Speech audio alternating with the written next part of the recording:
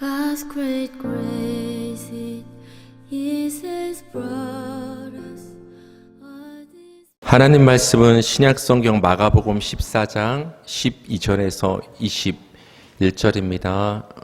우리 12절 한 절만 다 같이 읽겠습니다. 시작.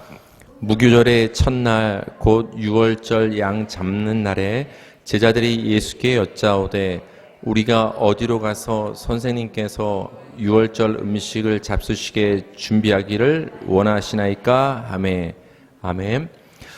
나를 팔리라 나는 아니지요란 제목으로 하나님 말씀 전하겠습니다. 유월절 이틀 전에 대제사장들과 서기관들이 예수님을 잡아 죽일 방도를 구했죠. 그 동시에 예수님의 제자 중에 하나였던 가룟 유다가 예수님을 넘겨줄 기회를 찾고 있었습니다. 드디어 유월절이 이르렀습니다. 이 유월절을 시작으로 무교절이 시작됩니다. 무교절의 첫날인 이 유월절은 유월절 양을 잡는 관습이 있었습니다. 즉 유월절 희생 제물로 양을 잡아서 그 피를 하나님께 바치는 날이었습니다. 아마도 당시 유월절 관습에 따라서 예수님과 제자들도 직접 그 짐승 양의 목을 뚫어서 피를 받는 행위를 예수님과 제자들도 했을 가능성이 있습니다. 그리고 나서 제자들은 예수님께 묻습니다. 예수님, 어디에다가 어떤 자리를 어디에다 마련을 해서 우리가 함께 모여서 유월절 음식 잡수실 준비를 했으면 좋겠습니까? 라고 제자들이 예수님께 질문을 했습니다. 그 질문에 대해서 이제 예수님께서 제자들에게 이렇게 말씀하십니다. 13절에서 16절인데요. 제가 읽어드릴게요. 예수께서 제자 중에 둘을 보내시며 이르시되 성내로 들어가라. 그리하면 물 한 동이를 가지고 가는 사람을 만나리니 그를 따라가서 어디든지 그가 들어가는 그 집주인에게 이르되 선생님의 말씀이 내가 내 제자들과 함께 유월절 음식을 먹을 나의 객실이 어디 있느냐 하시더라 하라. 그리하면 자리를 펴고 준비한 큰 다락방을 보이리니 거기서 우리를 위하여 준비하라 하시니 제자들이 나가 성내로 들어가서 예수께서 하시던 말씀대로 만나 유월절 음식을 준비하니라. 그러니까 유월절에는 가족들이 함께 모여서 유월절 만찬을 하는 것이 그 당시 유대인들의 관습이었습니다. 그 관습에 따라서 예수님도 그 제자들과 함께 모여서 식사하기를 원하셨죠. 바로 이 식사가 우리가 너무나 잘 알고 있는 그 최후의 그 만찬이 되는 것입니다. 예수님은 제자들에게 이렇게 이르십니다. 제자 둘을 보내시면서 그 성 안으로 들어가라. 그러면은 물 한 동이를 들고 지나가는 사람이 있다. 그럼 그 사람을 따라가라. 그럼 그 집에 들어가서 그 집주인에게 예수님이 이렇게 이르셨습니다. 유월절 식사를 할 그 객실이 어디에 있습니까? 그 주인에게 이르면 그 주인이 자리를 펴고 준비된 그 자리를 너에게 알려줄 것이다. 거기에다가 우리가 함께 식사할 유월절 식사를 준비하도록 하라고 예수님께서 말씀을 해주셨습니다. 자리를 펴고 준비한 큰 다락방이라는 여기 용어가 나오는데 이 말은 뭐냐? 카페트도 이렇게 깔려 있고 침구나 침상 같은 게 준비된 그런 다락방을 말하는 거예요. 왜냐하면 그 당시 유대인들은 우리처럼 이렇게 식탁에 앉아서 이렇게 현대적으로 먹는 것이 아니라 약간 이렇게 누운 자세로 비스듬히 누운 상태로서 여기에 이렇게 기댈 수 있는 어떤 침구류가 필요하겠죠. 침상이라든지 베개라든지 그런 것이 준비된 상태로 편안하게 이렇게 누워서 식사를 했어요. 이 식사하는 모습은 자유인임을 드러내는 거예요. 그렇죠. 종은 주인이 식사할 때까지 함께 식사하지 못하고 대기를 하고 시중을 드는 게 종이었단 말이에요. 그런데 이 이스라엘 백성들이 그 유대인 관습에 따라서 이렇게 누워서 있는 그 편안한 자세로 식사를 했다라는 것은 우리가 하나님의 은혜로 애굽의 종살이에서 해방되어서 이제는 우리가 자유함을 얻었다. 어떤 그 증표로서 이렇게 편하게 누워서 식사를 했던 것입니다. 그렇게 편하게 누워서 식사할 수 있는 준비된 다락방을 지금 제자가 예수님의 명령에 따라서 준비를 한 장면이 되는 것입니다. 여러분, 예수님이 말씀하신 대로 제자들이 가서 유월절 식사를 할 그 장소를 순조롭게 지금 구하고 있지 않습니까? 정말로 물동이를 이고 가는 사람을 우연처럼 만나고 어떻게 보면 우리가 이 성경을 읽었을 때 처음 보는 것 같은 그 집주인에게 우리가 함께 식사할 유월절 그 객실이 어디 있느냐고 물으면 알아서 준비해주고 마치 모든 것이 기적적으로 신비롭게 준비되는 것처럼 보입니다. 이 장면은 우리가 앞서 봤던 예수님께서 예루살렘에 입성하실 때 제자들을 보내시면서 이렇게 말씀하셨죠. 그 나귀 새끼가 준비되어 있다. 그럼 그 주인에게 우리 주인이 쓰시겠다 하라. 그러면 그 나귀 새끼를 너희에게 줄 것이다. 그 장면을 봤을 때도 여러분 굉장히 기적적이고 약간 신비롭게 보이지 않았습니까? 언제 봤다고 나귀 새끼를 그냥 풀어주고 말한다고, 언제 봤다고 객실을 준비해주고, 굉장히 기적적이고 신비롭게 보입니다. 맞습니다. 하나님께서 어떤 상황을 하나님께서 만지시고 상황을 변경시키시고 사람들의 마음을 감동시키셔서 그 예수님이 가시는 길을 하나님이 준비하셨기 때문에 이렇게 기적적으로 어떤 다락방이 준비되었을지도 모릅니다. 하지만 여러분, 이 장면을 우리가 꼭 기적적으로 신비한 일로 생각할 필요는 없어요. 왜 그러냐면 그 당시 예수님께서도 그 가시는 길을 조용히 준비하셨거든요. 그렇기 때문에 예수님께서 제자들 몰래 사전에 그 물동이를 이고 가는 그 사람과 그 객실이 있는 그 다락방을 가지고 있는 집주인과 사전에 만나서 예수님께서 조율을 했을 가능성도 있어요. 왜냐하면 이 모든 것은 은밀히 진행되어 했기 때문에 예수님께서 만나서 이 일을 미리 계획했을 수도 있다라는 거예요. 근데 우리는 그런 마음이 있죠. 자꾸만 이것이 예수님이 사전에 이 일을 계획하고 조율했다기보다는, 예약했다기보다는 뭔가 하나님이 기적적으로 역사하길 바라는 마음이 이 장면을 봤을 때 우리는 보통 드는 것이 사실입니다. 그러나 여러분, 사전에 예수님께서 사람들을 만나서 계획했기 때문에 그 큰 다락방이 준비되었든 간에, 아니면 하나님이 기적적으로 역사하셔서 그 사람의 마음을 감동시키셔서 그 다락방이 준비되었든 간에 사실 아무런 상관이 없습니다. 왜 상관이 없냐면은 우리가 알아야 될 그 중요한 포인트는 뭐냐면은 예수님께서 주도적으로 이 일을 준비하셨다라는 거예요. 사람이 준비하고 제자들이 준비해서 이 다락방이 준비되고 예수님이 죽음으로 가는 그 길이 준비된 것이 아니라 예수님이 직접 나서서 그 죽음의 길을 준비하고 나서서 준비를 해 오셨다라는 거예요. 여기에 중요한 점이 있다는 거예요. 이게 기적적으로 준비되었느냐, 아니면 예수님이 인간적으로 준비되었느냐, 이것이 중요한 것이 아니라 그 죽음의 당사자인 예수님께서 그 죽음의 길을 피하지 아니하시고 그 죽음의 길을 알아서 걸어가시고 알아서 준비하셨다라는 거예요. 여러분, 예수님이 누구죠? 예수님이 하나님이잖아요. 그러니까 하나님이신 예수님이 사전에 물동이를 이고 가는 사람을 만나서 미리 입을 맞췄든, 그 객실 주인을 만나서 미리 그 다락방을 예약을 했든 간에 결국은 하나님이 이 일을 준비한 게 되는 것을 우리는 알 수가 있습니다. 우리 마태복음 26장 18절입니다. 다 같이 읽겠습니다. 시작.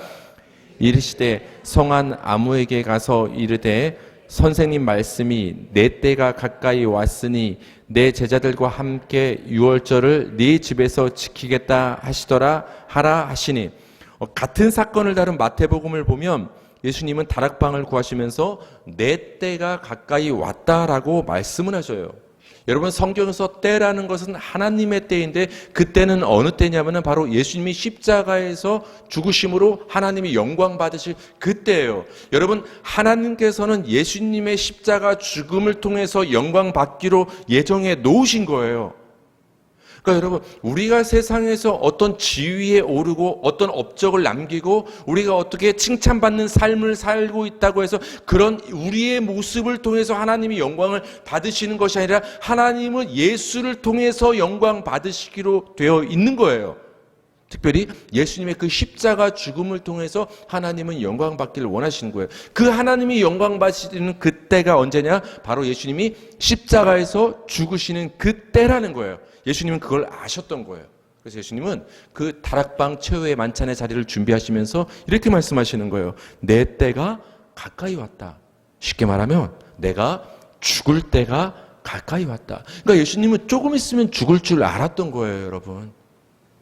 죽을 줄 알았던 거예요. 죽을 줄 알고서도 그 죽음이 기다리는 예루살렘에 입성하신 거예요.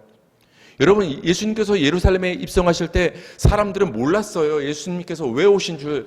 그저 그들이 기다리던 인간적인 메시아의 모습으로, 자신들을 해방시켜줄 인간적인 메시아의 모습으로 기대했기 때문에 그들이 막 종려나무를 흔들면서 예수님을 호산나 환영하지 않았습니까?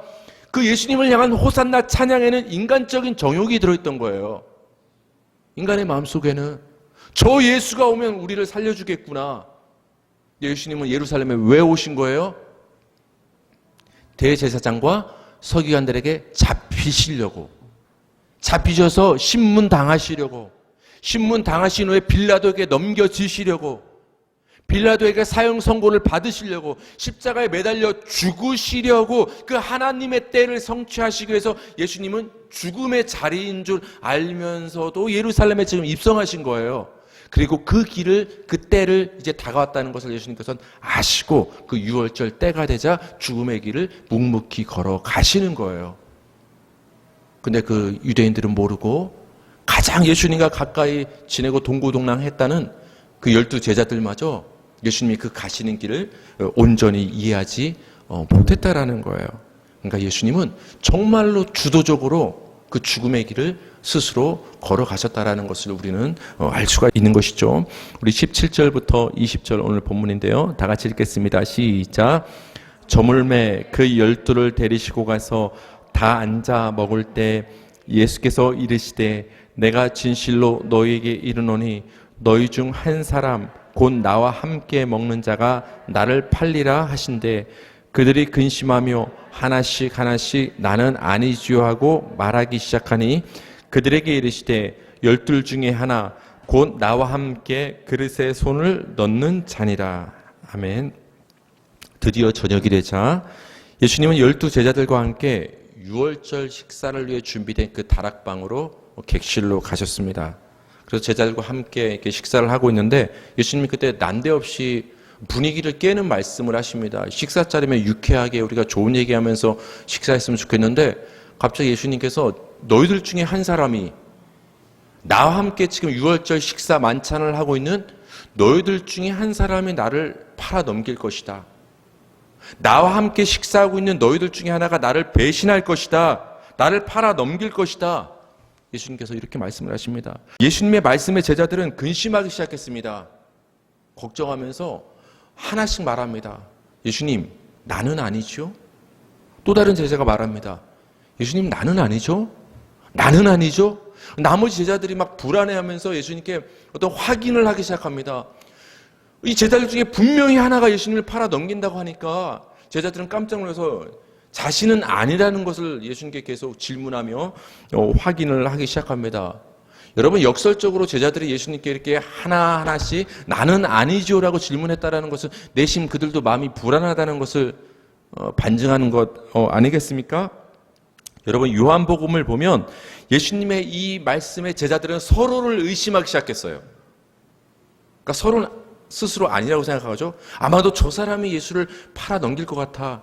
저 사람이 예수님 말씀하신 그 배신할 제자인 것 같아. 서로를 의심하는 상황 속에서 베드로가 예수님 그 품에 안겨서 가까이 붙어서 식사하고 있던 예수님의 사랑하시는 자였던 그 사도 요한에게 눈짓을 보냅니다. 요한아, 네가 한번 물어봐 예수님한테. 지금 예수님 방금 말씀하신 너희 중에 나를 판다고 배신한다고 했던 그 한 사람이 누구인지 네가 예수님한테 한번 물어봐. 그리고 나한테 슬쩍 알려줘. 베드로가 막 식사 자리에서 눈짓을 요한에게 보내기 시작합니다. 여러분, 예수님의 제자들 중 하나 가룟 유다가 예수님을 배신할 것을 예수님은 알았을까요? 몰랐을까요? 당연히 예수님은 알고 계셨습니다. 이 배신에 관한 얘기가 함께 유월절 식사를 하고 있는 중에 나왔다는 것은 이 배신이 얼마나 가깝게 지내던 자들로부터의 배신인지, 그렇기 때문에 굉장히 괴로운 배신인지를 우리는 알 수 있습니다. 함께 식사를 한다라는 것은 굉장히 친밀한 관계를 의미하는 거예요. 그렇죠? 여러분, 누구와 식사를 하죠? 가족과 보통 식사를 하죠. 그리고 친한 사람들과 식사를 하지 않습니까? 물론 사업, 비즈니스상으로 식사를 할 경우도 있지만, 여러분, 굉장히 불편한 사람과 식사를 하면 먹는 것이 아무리 음식이 맛있어도 어때요? 불편하고 때로는 체하지 않습니까? 그러니까 식사는 그 친밀함의 자리라는 거예요. 그래서 여러분, 예수님께서 그 사역을 하실 때 누구와 식사를 주로 하셨죠? 죄인들과 세리들과 막 식사를 한 거예요. 그걸 보고 바리새인들이 손가락질한 거예요. 아니, 저 예수는 왜 저 죄인들과 세리들과 함께 식사를 하지? 저들과 왜 이렇게 친하게 지내느냐고 교제하느냐고 그 바리새인들이 정죄를 한 것이죠. 그러니까 식사 자리는 굉장히 친밀한 자리인 거예요. 친밀한 자리. 예수님과 제자들이 함께 만찬을, 유월절 만찬의 식사를 한다는 것은 예수님과 제자들이 굉장히 가까운 사이라는 것을 말해주는 거예요.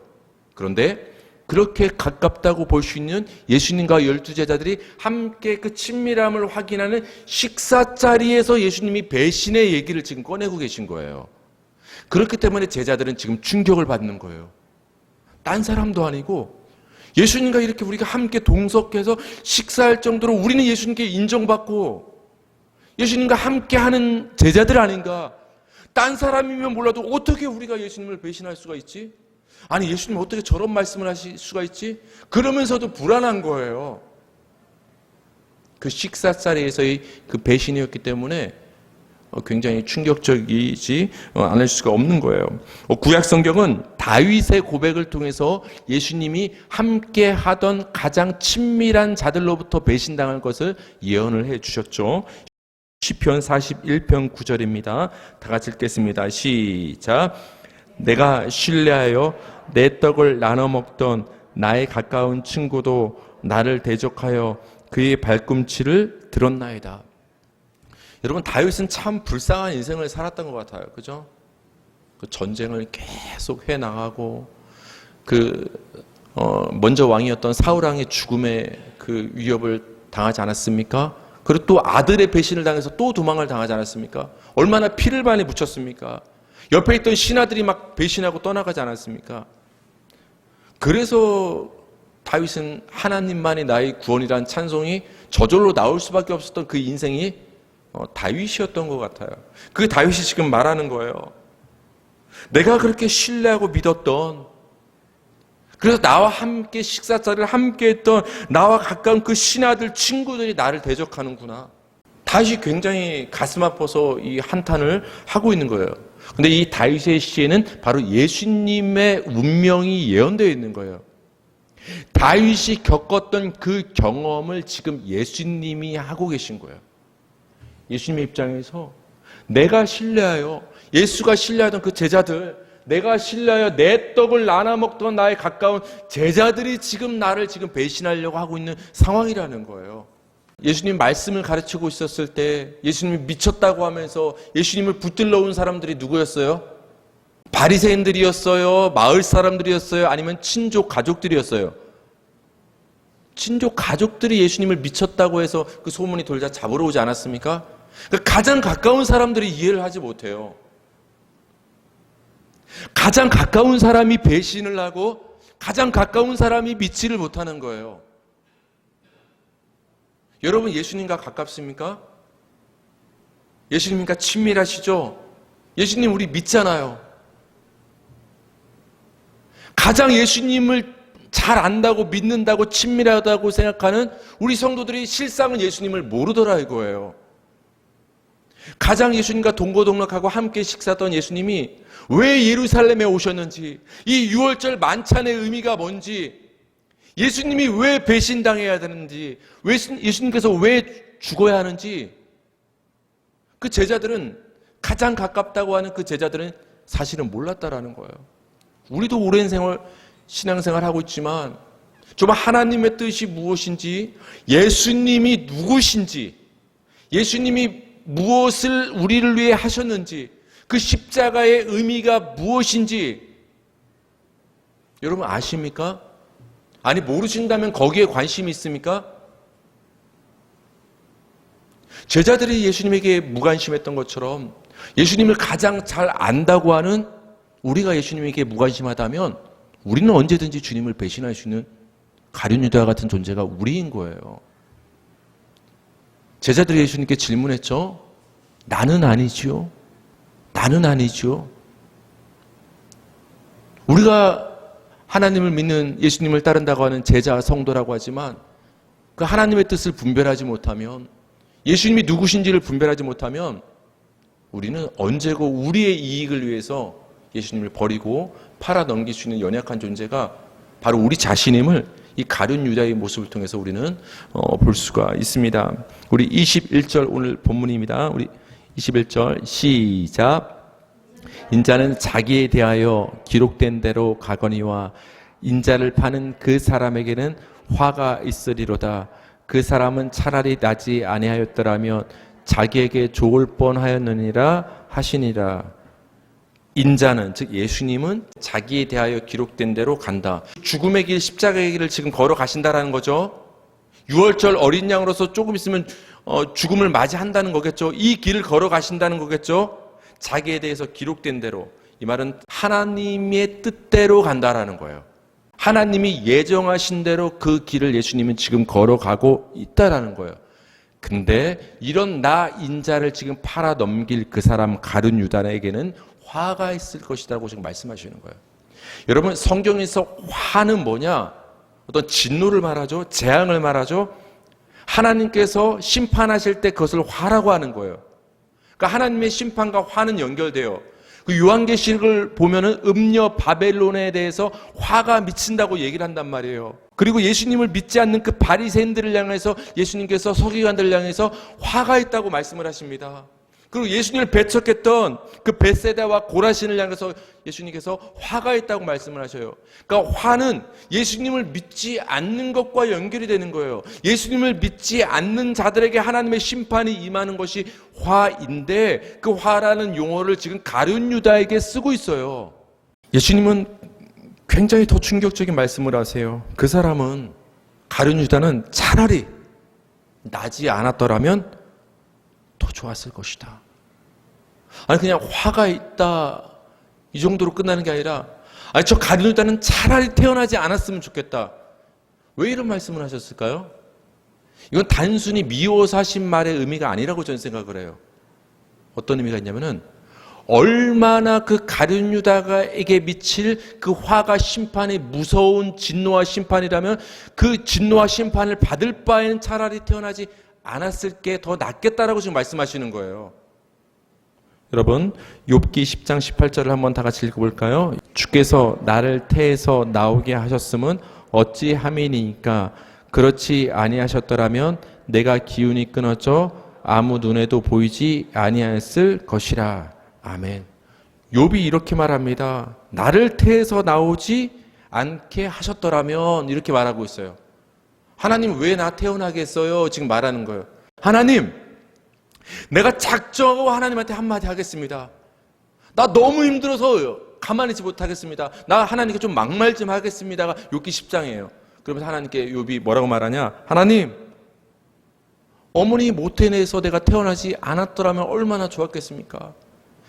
내가 굳이 태어나가지고 이 꼴을 당하고 이렇게 고난을 당하지 않습니까? 자신의 고난에 대한 그 원망의 화살을 지금 욥이 하나님께 자신의 출생으로 돌리고 있음을 볼 수 있어요. 왜요? 지금의 상황이 너무 힘드니까, 너무 고통스러우니까 태어나지 않은 것이 더 낫지 않겠냐고 지금 욥이 말하는 거예요. 예수님께서 가룟 유다에게 그 사람은 차라리 태어나지 않은 것이 더 나았겠다. 그 말의 의미는 뭐냐? 앞으로 가룟 유다에게 임할 그 화가, 하나님의 진노가 얼마나 크고 무서운가를 예수님 말씀을 통해서 우리는 알 수가 있습니다. 예수님이 이렇게 또 말씀하시죠. 인자는 자기에 대해 기록된 대로 간다. 즉 성경에 기록된 대로, 하나님의 뜻대로, 하나님의 예정대로 간다라는 거예요. 그러니까 예수님의 죽음은 우연이 아닌 거예요, 여러분. 예수님의 죽음은 갑자기 일어난 순간적인 일이 아니라 하나님께서 미리 계획하신 일, 하나님의 뜻대로, 하나님의 작정대로 흘러갔던 것이 바로 예수님의 죽음이 된다라는 거예요. 그 길을 예수님께서는 아시고 그 하나님의 예정된 뜻에 순종하여 예수님은 그 길을 걸어가셨던 거예요. 근데 여러분, 우리가 잘 알아야 될 부분이 있어요. 예수님이 하나님이 예정된 길을 가셨다? 하나님이 모든 것을 계획해 놓으셨다? 누군가 배신할 것을 하나님이 계획해 놓으셨다? 그렇다면 가룟 유다가 예수님을 배신한 것도 하나님이 계획에 있는 것이고 하나님이 예정해 놓으신 것이고, 그렇다면 가룟 유다가 무슨 잘못이 있는가? 이런 질문을 또, 의문을 인간들은 또 품기 시작을 합니다. 그러나 여러분, 하나님의 예정 속에서 인간의 선택은 자유로워요. 하나님이 예수 그리스도를 통해서 우리를 구원하시는 그 구원의 계획을 하나님 뜻하시고 작정하시고 예정해 놓으셨지만은 그 가운데서 우리 인간의 선택은 우리 인간에게 자유함이 있다라는 거예요. 그렇죠? 여러분 하나님께 기도할 때 하나님 도와주세요 하고 나서 어떻게 해요? 가만히 있어요? 아니면 여러분이 최선을 다해서 뭔가를 해요? 하나님이 여러분을 로봇처럼 움직여요? 아니면 여러분이 결정하고 판단을 해요? 여러분이 다 결정하고 판단하면서 지금까지 살아오지 않았습니까? 하나님이 여러분을 일부러 죄 짓게 했습니까? 지난날 여러분이 잘못하고 타락했던 거 여러분은 안 그러려고 했는데 하나님이 그렇게 죄 짓고 타락하게 예정하고 만드셨습니까? 그렇지 않다라는 거예요. 하나님은 구원의 큰 그림을 작정하시고 이것을 섭리하시며 이끌어 가시지만 그 큰 그림 안에서 작은 그림 하나하나 우리 인생의 여정들은 우리가 하나하나 선택하며 결정하며 나아가게 되어 있다라는 거예요. 예수님은 예정된 그 길을 가셨지만 가룟 유다가 예수님을 배신한 것은 가룟 유다의 선택이었다라는 거예요. 그렇기 때문에 가룟 유다를 향해서 예수님께서 너에게는 화가 있다라고 말하는 거예요. 왜 그렇습니까? 가룟 유다가 선택했기 때문에 그 선택에 대한 책임을 물으신 거예요. 하나님의 뜻과 계획이 무엇인지를 깨달으시기 바랍니다. 그 뜻 안에서 합당한 선택을 해 나가시길 바랍니다. 아니 하나님께 기도하시길 바랍니다. 하나님, 나는 무엇이 하나님의 뜻인지를 모르겠습니다. 그저 나는 하루하루 최선을 다해서 살 뿐입니다. 내가 선택하고 살아간 이 하루하루가 하나님의 뜻을 향한 그 길이 되길 바랍니다. 예수님이 걸어가신 그 순종의 길이 되길 바랍니다. 하루하루를 믿음으로 사시길 바랍니다. 그 길 가운데 하나님의 섭리와 예정하심과 인도하심이 늘 함께하기를 바라며 말씀을 마칩니다.